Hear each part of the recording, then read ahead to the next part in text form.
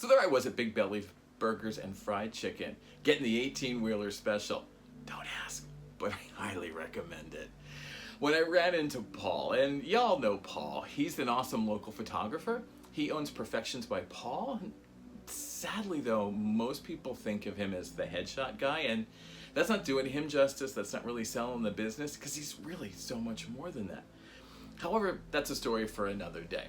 So while we caught up while we're getting our food, and he eventually turned to me and he said, "Hey, can I ask you a question, EH?" I was like, "Sure, ask me anything. I don't have a problem with that." So he said, "Have you heard of this new app called Looper?" And I had some client asking me about it, if I knew how to use it, if I was an expert, and he paused for a moment and then he said, finally, "Feels like every time I turn around, someone wants me to be a master of this or that." And I honestly feel Paul's pain. As a designer, I've been there. I'm sure we all have. So I said to him, I hear what you're saying, man, but it makes me wonder, who do they think they're hiring? They hired a photographer, not a tech guy. Now, here's the thing. All of that is irrelevant. It's unimportant. And I can already hear the comments, but hear me out. You already know how to use whatever new software comes at you quickly and easily. Okay, maybe you need like 72 hours to get comfortable with the customized UI and the little things that they've stuck in that they made. But that, and knowing your shit, that's all you need. And I could tell from the look on his face, he wasn't 100% sure what I was talking about. So I said, first off, let's put it in concrete terms. You know how to shoot and develop film.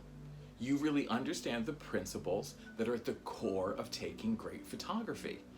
Lighting, framing, composition. You know how to develop and print and touch up film by hand. Conversely, there are a lot of people who don't know how to do that. They've never done it by hand. Digital is all they know. Now, there's nothing wrong with it. They've been trained to perform functions, not to think about it, to let the software be their tool. Because when you can think, you drive the software. Now let me give you a deeper example. The most expensive kitchen in the world is not going to make you a master chef. I am a prime example of that. Unless you understand the art and science of cooking, it doesn't matter what equipment you use, right? Using Word doesn't make you a great writer. You have to understand grammar, sentence structure, storytelling, and if you don't, you're gonna get junk at the end.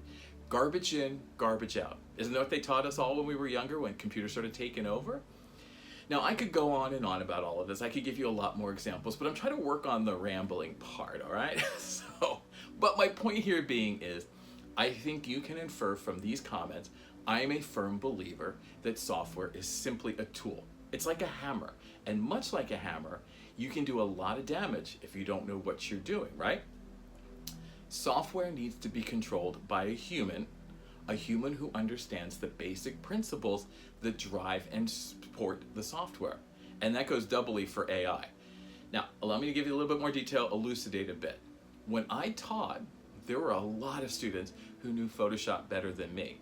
I can say that, there's no ego here, and they should have. They've been using it since middle school and they were in college. They've been playing with it for decades. They knew how to use it backwards and forwards. They knew every bell and whistle, they knew everything inside and out.